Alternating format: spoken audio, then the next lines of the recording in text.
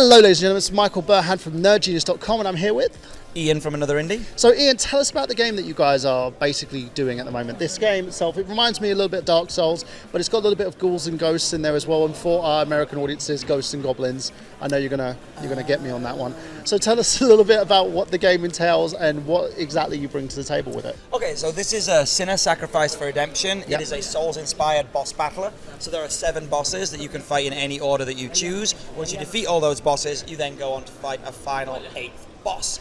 Wow. Pretty cool, right? Wait, so if you're fighting all these bosses, then how is it easy to complete? Because it doesn't sound too hard. Well, you're wrong, mate, because what happens is, as you fight the bosses, you have to make sacrifices, hence the name Sacrifice for Redemption. And a sacrifice is a permanent debuff, so each boss has their own unique sacrifice, and by the end of the game, you need to have all of those sacrifices active. So think of it like this, it's like an action RPG where instead of leveling up, you're leveling down. You start the game as the strongest you will ever be, and you get weaker as you play. But how are you going to complete that if you're getting weaker? With great difficulty. Yeah, I can imagine. Is it doable? That's the one thing. Yeah, it's definitely doable. It takes time. Yeah. Like the fastest I've ever seen anyone do it is 8 hours, but that was some hardcore nonsense. That's kind of some completionist thing going on. I remember watching that dude that was like watching Picasso paint. It was unbelievable. But for like me and for like the rest of the Another Indie team, it took about 15 to 20 hours. Wow. So it's kind of like it's a very focused game, yeah. But it's very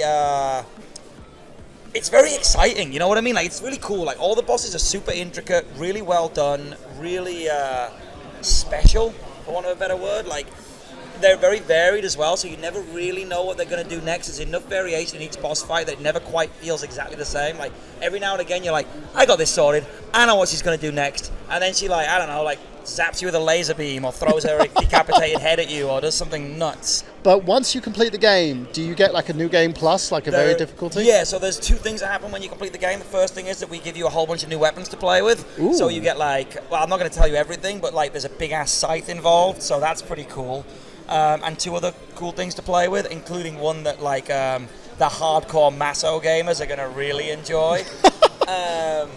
And the other thing that you get is you actually get like a proper traditional boss rush mode, which is where you're in an arena and a new boss joins every 30 seconds. Oh, bloody heck. heck. So you have to kind of try and murder your way through the bosses as quickly as possible before you get just... That's kind of lollipop decimated. chainsaw momentum. Like that's Suda51 type of sickness here. I met him the other day. He's lovely. Is he? He's lovely. Great. So he met Suda. I want to meet Suda. Why can't I meet Suda? So basically in terms of the game itself, so you've got all these new kind of innovative things with it. When are we going to see a release date? Soon. So we've finished development. The game's done. Yeah. We're just waiting on the stamp from the consoles. So we're doing Xbox One, PS4, and Switch, as well as a PC launch, obviously. With the Switch's compatibility in terms of play, because we know that the PS4 and the Xbox are kind of miles ahead. Does it play the same? The game plays the same. It doesn't look quite the same. So obviously in the Switch, it's somewhat scaled down. On PS4 and Xbox One, Xbox One X, we're going to have 4K. Obviously, Switch can't do that. It's... But see, I would take the portability of the Switch for the 4K anyway. Dude, I play on the Switch more than I play on the PC now. Just because, like you said, you're on the train, you don't know what to do. Let's fucking beat a sin. It's gonna be fine. Exactly. So make sure you guys check that out. And make sure that you purchase the game. So we're waiting on a release date on this, so we have no concrete. It's going to be, I'm going to say within the next 2 or 3 months. Within the next 2 or 3 months, check it out. I'll make sure I get a review key so I can review this thing. I might have to beg him and we'll just hook you up, man. I'll praise him. And I also probably might touch your hand because you touched Suda. That's amazing for me. You're never going to watch that. He's a beautiful man. This is the things I need to know, man. I'll hook you up. Come to PAX with me, buddy. You need to hook. I'm going to PAX. I need to get hooked up. So this is Michael Burhan for nerdgenius.com, of course, letting you guys know that we've got gameplay. Have you? Indeed.